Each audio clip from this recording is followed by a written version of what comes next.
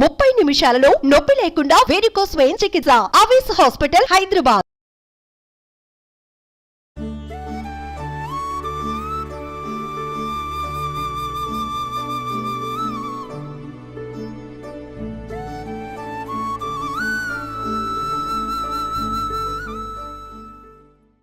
Welcome to mom's kitchen.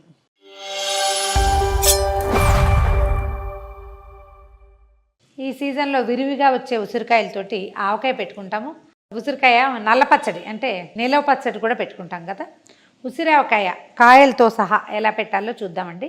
దీనికి ఏంటంటే పచ్చిగా ముక్కల ఉసిరికాయ ఆల్రెడీ చూపించాం. కాయలు పాళ్ళంగా ఇది వరకు ఏం చేసేవాళ్ళం, నూనె పెట్టి గారెలు దేవినట్టు నూనెలో ఉసిరికాయలు తేవేసేవాళ్ళండి అమ్మ వాళ్ళు. అది ఎప్పుడో నా చిన్నప్పటి సంగతి. మాకు దొడ్లో పెద్ద ఉసిరి చెట్టు ఉండేది, బాగా కాసేవి కాయలు. ఉసిరికాయలన్నీ వేయించేసి అప్పుడు దాంతో పచ్చడి పెట్టేవాళ్ళు. కొన్నాళ్ళు పోయాక ఈ ఉసిరికాయ ముక్కలు కొయ్య ముక్కల్లాగా అయ్యి ఇలకర్చుకుపోయి చిన్నగా అయిపోయి కాయలు ఏమిటో బాగుండేవి కాదు.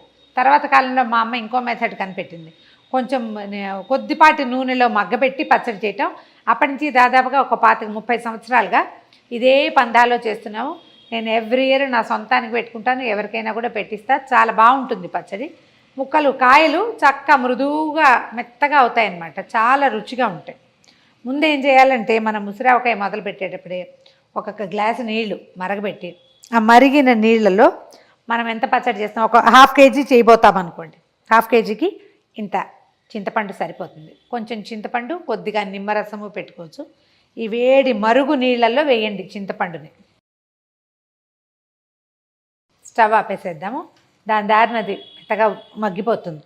మనం ఏం చేయాలంటే స్టవ్ పెట్టుకోవటం మొదట ఒక మూకుడు పెట్టండి. ఇనప మూకుడు పెట్టబోకండి ఉసిరికాయలకి, కాయలు నల్లగా అయిపోతాయి. స్టీల్దో లేకపోతే అల్యూమినియం, ఇండాలియం మనం వాడుకునే మూకుళ్ళు ఉంటాయి కదా, అవి అయితే సరిపోతుంది. ఎక్కువ నూనె అవసరం లేదండి.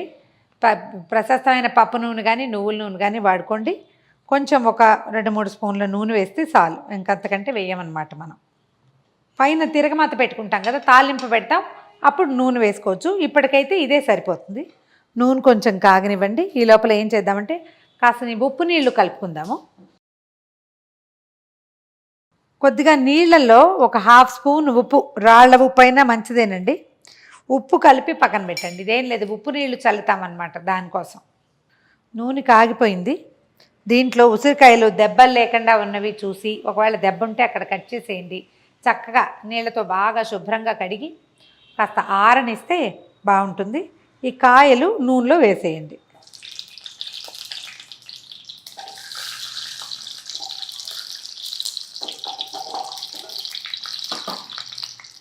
మనం 1/2 కేజీయే చేస్తున్నామండి, కొంచెం తక్కువగానే కనిపిస్తుంది కదా. ఓకే, కాయలు ఒకసారి పైకి కిందకి కదిపేసి దీన్ని మూత పెట్టు. కొద్దిగా ఉప్పు నీళ్లు చల్లి మూత పెట్టండి.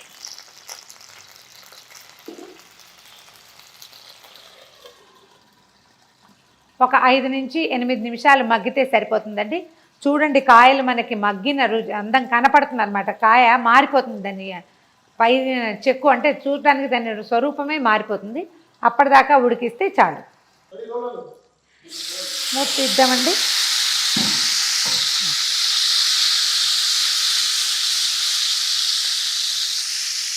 కాయలు ఒక్కొక్కటి కొంచెం ఓపెన్ అవుతున్నాయి చూడండి, వాటంతట అవే. ఇలాంటప్పుడు స్టవ్ ఆపేసేద్దాం.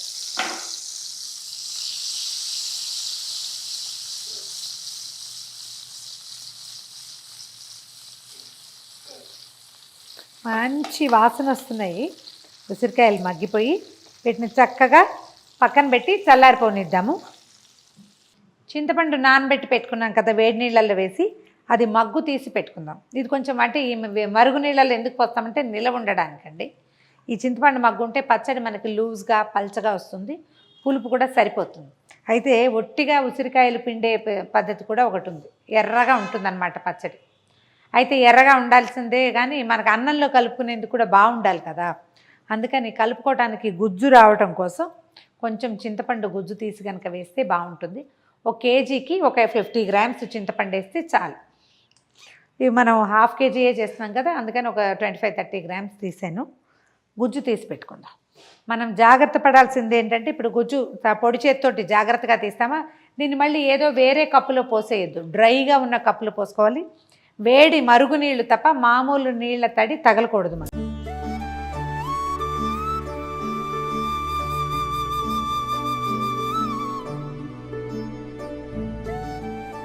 అర కేజీ ఉసిరికాయలు పెట్టాం కదా, దానికి ఈ కొలత పెట్టుకోండి. హాఫ్ గ్లాస్ అంటే ఏమనాలంటే టీ గ్లాసు లేదా కాఫీ గ్లాస్ అనుకోండి. గ్లాస్ కొలత పెట్టుకోండి. పిండి కలిపి చూశాక చాలేదనిపిస్తే మళ్ళీ కలుపుకోవచ్చు. ఒకేసారి ఎక్కువైనా తక్కువైనా అంత బాగోదు. తక్కువైతే మళ్ళీ కలుపుకోవచ్చు కదా, ఒకసారి ఎక్కువైపోకుండా చూసుకోండి.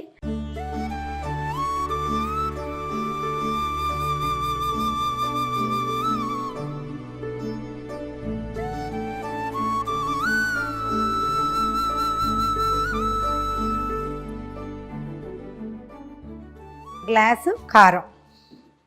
దీనికి మన ఆవకాయకి వేసినంత ఆవపిండి వేయక్కర్లేదండి, కొంచెం ఆవ వాసన వస్తూ ఉంటే చాలు. అందుకని ఇది కూడా ఉప్పుతో పాటుగా ఆవపిండి కూడా 3/4 గ్లాసే సరిపోతుంది. అయితే కొంచెం ఊరాక మెంతిపిండి కలుపుకుంటాం మామూలుగా 2 రోజులు పోయాక. నేను ఒకటేసారి చేసి చూపిస్తున్నాను. ఇది 2వ రోజున కూడా వేసుకోవచ్చు, ఆప్షనలే పూర్తిగా. ఒక స్పూనున్నర మెంతిపిండి. మెంతులు బాగా దోరగా వేయించి పొడి చేసి పెట్టుకుంటే అది మనం వీటిలలో వేసుకోవచ్చు. తర్వాత పులుసు కూరల్లో, పులుసుల్లో అన్నిట్లలోనూ వేసుకోవచ్చు. తర్వాత ఒక స్పూను పసుపు. అన్నీ ఒకసారి కలిపేసేయండి. పిళ్ళన్నీ కూడా ఈ 3 రకాలు. మనం కేజీ చేసుకున్నప్పుడు డబల్ చేయటమేనండి. కిలో చేసామనుకోండి ఉసిరికాయలు, అదే చారెడ్ నూనె పోస్తాము. 2 సార్లుగా మనం కాస్త కాయలు మగ్గబెట్టి పక్కన పెట్టుకోవాలి. కాయలు చల్లారిపోయిన తర్వాత పెద్ద గ్లాసు మనం ఆవకాయకి వేసుకుంటాం కదా, అట్లా పెద్ద గ్లాస్ తోటి 3/4 గ్లాసు ఉప్పు, గ్లాస్ కారం, 3/4 గ్లాసు ఆవపిండి, ఒక 2 స్పూన్లు పెద్ద స్పూన్లు అంతా మెంతిపిండి వేస్తే సరిపోతుంది.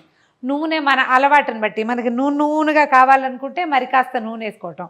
కానీ ఈ పచ్చళ్ళల్లో ఆవకాయలో వేసినట్టుగా పచ్చి నూనె వేయము, కాచిన నూనె పోసుకుంటేనే ఇవి రుచిగా ఉంటాయి.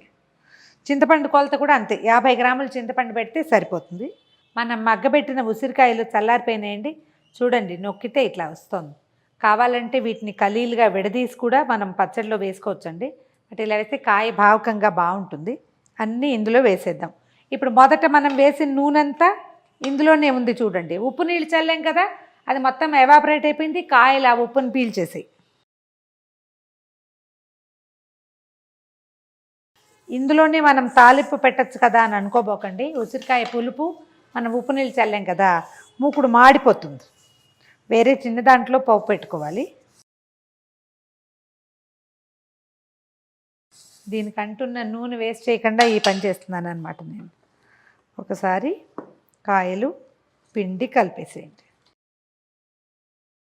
మనకి ఇప్పుడు ముక్కలుగా అంటే కాయలుగా పిండిగా తీర్థానికి తీర్థం, ప్రసాదానికి ప్రసాదం టైప్లో కనపడుతుంది. కానీ 2వ రోజుకి ఇది ఎంత అందంగా తయారవుతుందో పచ్చడి, భలే బాగుంటుంది. మన కారం అన్నిటికీ కోట్ అయిపోయింది. మనం కదుపుతూ ఉండగానే ముక్కలు కొన్ని విడిపోతుంటే కొంచెం అలాగా చేయండి. అప్పుడు తర్వాత చింతపండు మనం అట్ట పెట్టుకున్నాం కదా, అది పోసేద్దాం దీంట్లో. చెక్కులు రాకుండా కొంచెం జాగ్రత్తగా చేసుకోండి.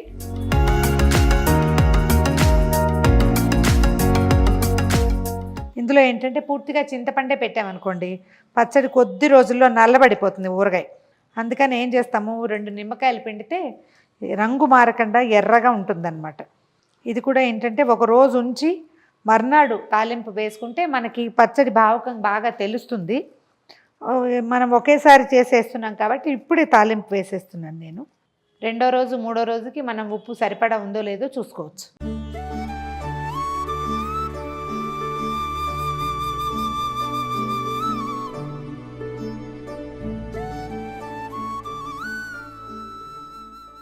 ఒక 50 to 100 ml నూనె పోసుకోవచ్చండి. దీనికి 50 ml వేసినా సరిపోతుంది. ఇంకా కావాలి అని భావిస్తే మరి కాస్త వేసుకోవచ్చు. ఎప్పుడు కూడా వేడివేడి తాలింపుని పచ్చడి మీద వేయకూడదు, పచ్చడి నల్లబడిపోతుంది తొందరగా. పోపు చల్లారినాక వేసుకోవాలి. దీనికి కూడా కామన్ రూల్, అన్నిటికీ మెంతులు ఆవాలే. కావాలనుకుంటే మినపప్పు వేసుకోవచ్చండి, కొద్దిగా వాసన బాగుంటుంది. శనగపప్పులు లాంటివి వేయను నేను, పప్పు నానిపోయి రుచిగా ఉండదు. ఒక 1/2 స్పూను మెంతులు వేగంగానే ఆవాలు వేసేయండి. ఆవాలతో పాటు ఇవి సన్నావాలు కదా, తొందరగా వచ్చేస్తాయి. 4 ఎండుమిర్చి ముక్కలు, కొంచెం ఇంగువ, స్టవ్ ఆపేసి కరివేపాకు ధారాళంగా, ఇది కడిగి ఆరబెట్టుకోవాలి ముందే. దీన్ని పొయ్యి మీద నుంచి తీసి పక్కన పెట్టేద్దాం. చల్లారిపోయిన పోపుని ఈ ఉసిరికాయల మీద పోసేయండి. కొంచెం వేడిగా ఉన్నా పర్వాలేదు. అండ్ మోర్ ఓవర్ ఇంకొకటి ఏంటంటే, ఈ ఇందులోకి పచ్చళ్ళల్లోకి వేసే పోపులు లేత వేపు తీయకూడదండి, కొంచెం ముదిరితేనే మంచిది. ఈ కరివేపాకు అవి బాగా డ్రై అయితేనే ఇది హెల్దీ అండ్ నిలవ ఉంటుందన్నమాట. ఈ కరివేపాకు 2-3 రోజుల తర్వాత ఈ చింతపండు కారాల్లో ఊరి భలే రుచిగా ఉంటుందండి. ఈ పచ్చడిలో వచ్చిన కరివేపాకుని చక్కగా తినేయండి, పిల్లలకి నలిపి పెట్టేసేయండి, చాలా హెల్దీ. అయిపోయింది, మన ఉసిరావకాయ రెడీగా ఉంది. ఇంకొంచెం కావాలంటే నూనె వేసుకోవచ్చండి. ఈ పూట ఇలా ఉంది, రేపటికి ఇదంతా ఊరి కొంచెం లూజ్గా వస్తుంది, బాగుంటుంది పచ్చడి. 2వ రోజు నుంచి మనం అన్నంలోకి వేసేసుకోవచ్చు. ఎవరు ఉసిరికాయ పూర్తిగా తినరో వాళ్ళకి వేయొద్దండి. వాళ్ళకేమో ఒక ముక్క కట్ చేసి వేస్తే వేయండి, లేకపోతే లేదు, ఒట్టిగా పిండి వేస్తే సరిపోతుంది. ఈ ఉసిరికాయలు ఏం చేస్తారు, కంచంలో పారేస్తారండి, పారేయొద్దండి. అన్నంలో కలుపుకున్నప్పుడు మనం ఆ ఉసిరికాయ ముక్కను కూడా అన్నంలో చిదిపేసుకుంటే చక్కగా కలిసిపోయి లోపలికి వెళ్తుంది. ఉసిరావకాయలో ఉసిరికాయని పారేసే వాళ్ళు బంగారాన్ని పారేసుకున్న వాళ్ళతో సమానం. తెలిసి ఎవరైనా గోల్డ్ పారేసుకుంటామా? ఉసిరికాయ పారేస్తే బంగారం పారేసినట్టే, జాగ్రత్త వహించండి. అందుకని నేనేం చేస్తున్నానంటే, ఇలాగే కాదు, చిన్న ముక్కల ఊరగాయ కూడా పెట్టేస్తాను నేను. ఈ ముక్కలన్నీ విడదీసేసి పచ్చడి కలిపేస్తాం. ఓ ముక్క వస్తుంది, తప్పనిసరిగా తింటారు, కాయ అంతా తినలేకపోతారు. చూసుకుని చేయాలంతే. 2 పూటలు ఆగి 2 రోజులు ఇలాగే పాత్రలోనే ఎందులో తాలింపు పెట్టామో అందులోనే ఉంచండి. చూసుకుని అవసరమైతే ఉప్పు కలుపుకోవటము, కావాలంటే ఇంకొంచెం నిమ్మరసం వేసుకోవటము, ఇంకా అవసరం అనుకుంటే ఇంకొంచెం నూనె కాచి పోసుకోవటము చేశాక అప్పుడు చక్కగా ఎయిర్ టైట్ కంటైనర్లో పెట్టండి. ఈజీగా 6 మంత్స్ ఉంటుందండి, ఏడాది నిలవ ఉంటుందని నేను కూడా చెప్తా, కానీ అంత బాగుండదండి. మొదట ఒక 2-3 నెలలే దీని రుచి. ఫిబ్రవరి మార్చి వచ్చేసరికల్లా మనకి మామిడికాయలు వచ్చేస్తే మనం ఆ ఊరగాయ తింటాం మొదలు పెడతాం. ఆవకాయలు వేసేసుకుంటాం, బుజ్జివి, చిట్టివి, చిన్నవి, పొన్నవి, మెంతికాయలు బోల్డని వేస్తాం. అన్ని సంవత్సరం పాటు ఇది ఎందుకు తింటాం? ఏడాదంతా నిలవ ఉండే ఉసిరికాయ పచ్చడి ఇంకో రకం ఉంది, అది చేసుకోవచ్చు. జస్ట్ ఫిబ్రవరి దాకా, డిసెంబర్, జనవరి, ఫిబ్రవరి 3 నెలలు తింటే చాలు, ఉంటుంది, కానీ అంత గొప్పగా ఉండదు.